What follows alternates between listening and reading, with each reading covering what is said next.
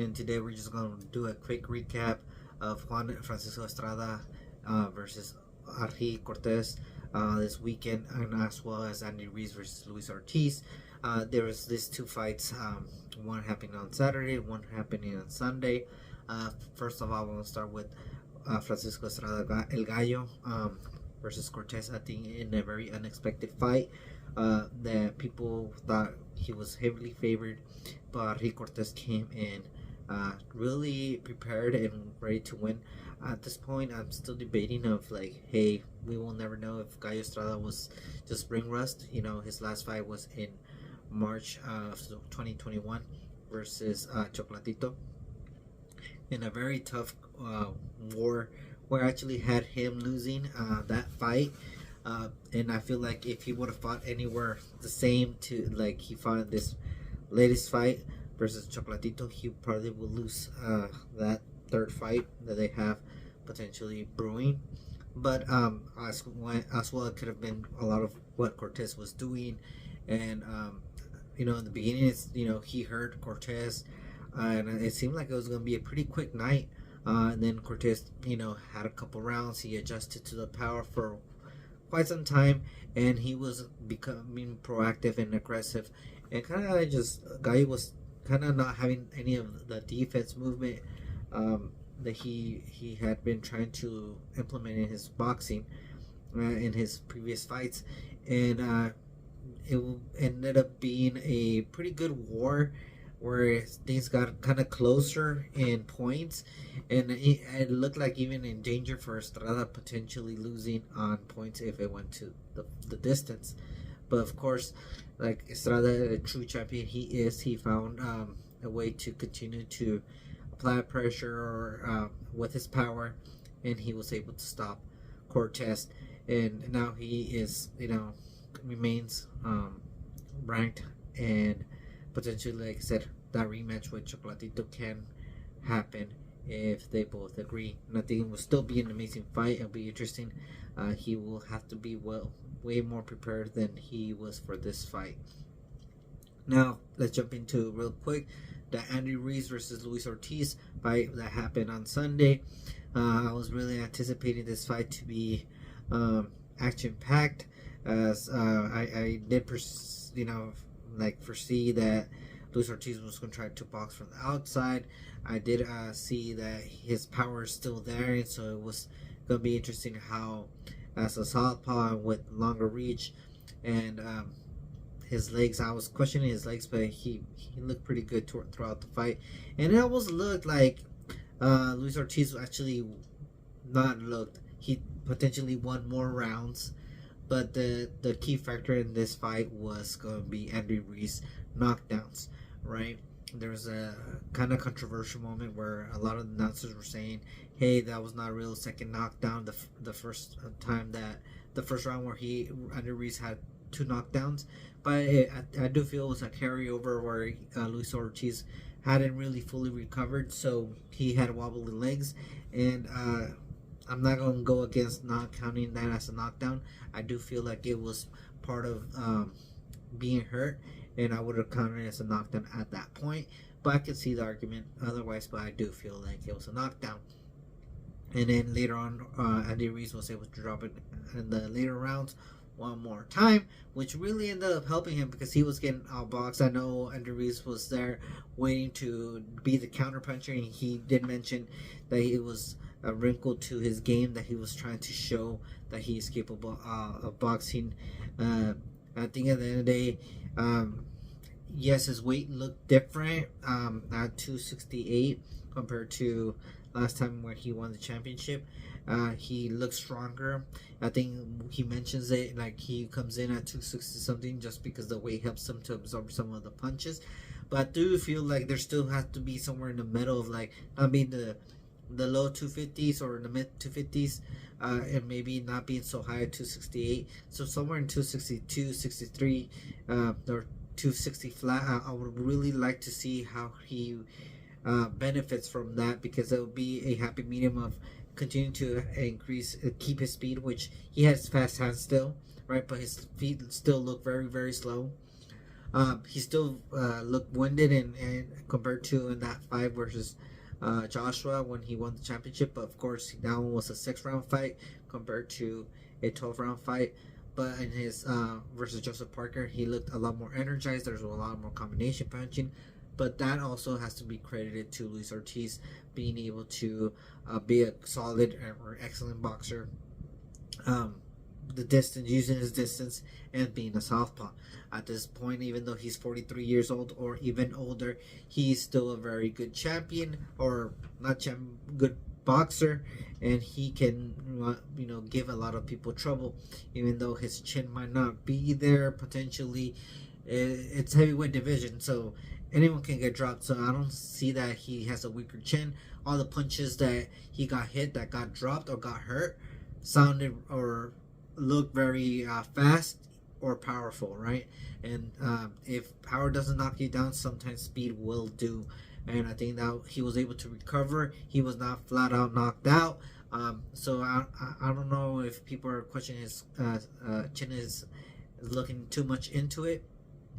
In my opinion, they are.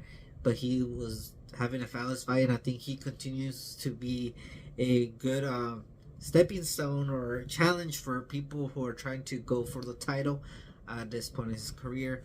And the big thing is now that Andy Ruiz won, although he, like I said, he lost most of the rounds. He was able to get 3 knockdowns. He was able to win 1 or 2 rounds potentially, and that really helped him. But now he's potentially set up for a Wilder fight if Wilder ends up beating Helenius. That's going to be another good fight that's going to be set up. So we'll see. I am happy that Andy Ruiz won, of course, one of his biggest upsets in boxing history, or at least in Mexican history. He became the world champion, so it's something that I will always kind of follow him. But just because he is Mexican doesn't mean I will always give him the benefit of doubt. He does need to step it up and be more active in his next fight, especially if he faces Wilder. At this point, how I saw him in this fight, I don't think he would beat Wilder. But it was with a new trainer. He needs to adjust. He needs to be more active. He still needs to work on getting in and out, right? And because Wilder has speed and has power. And so we'll see how Wilder even looks in his next fight, if he gets through his next fight. But that would be a big fight.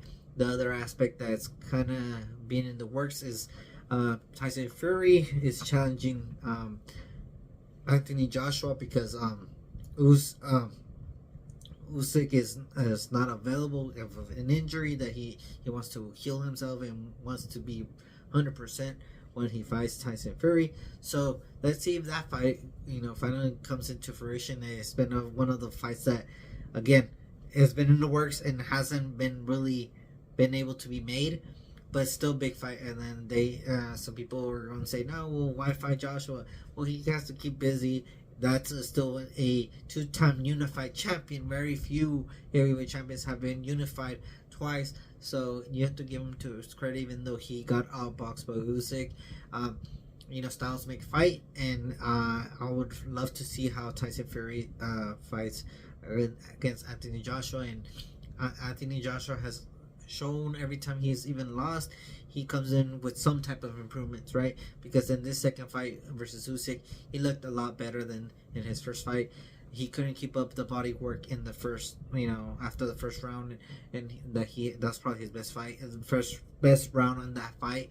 But I can see he continues to adapt and continues to work on himself. He does need to work on his stamina. I know he has a mentality of I'm not a 12-round fighter, but you can work on some of those things to become a 12-round fighter, because not every single time you can knock someone out, and you have gone 12 rounds before and you've won. So I don't believe that you're saying that you're not a 12-round fighter. If you were not a 12-round fighter, you would not have been able to win a 12-round decision, especially like Andy Ruiz. Yes, he was way more out of shape than you, but still.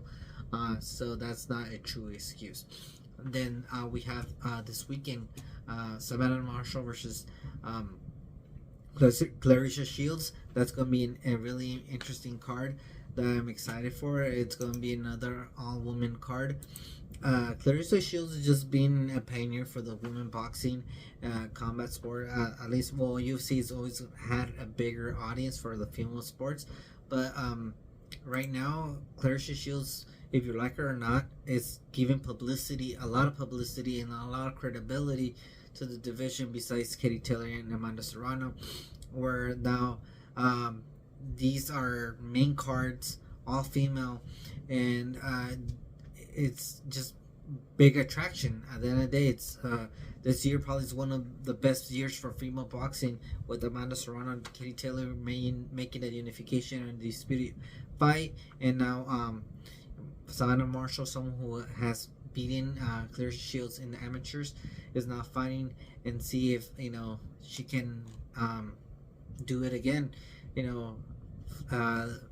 Amateur fights and professional fights are a lot different, and so this is going to be a real good test for her. And the other card's going to be good, so keep an eye out for that. But that's it, guys. Comment, like, subscribe down below. Comment what was your favorite fight. And for me, on the weekend, Estrada fight was very entertaining. A lot more action than in Andrew Ruiz versus Luis Ortiz. But also, right now, heavyweight division for boxing, it's probably one of the moments where a lot of the fighters are in talks or it's a popularity.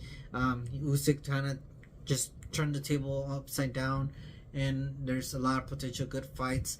And even the fighters that have lost, like Wilder, Ruiz, Ortiz, Joshua, all these fighters are still really good fighters, and if they can fight each other, like I think Showbiz mentioned Joshua being the Ken Norton, right? At the end of the day, when Muhammad Ali was at his peak, there were still other fighters that threatened, right? Ken Norton.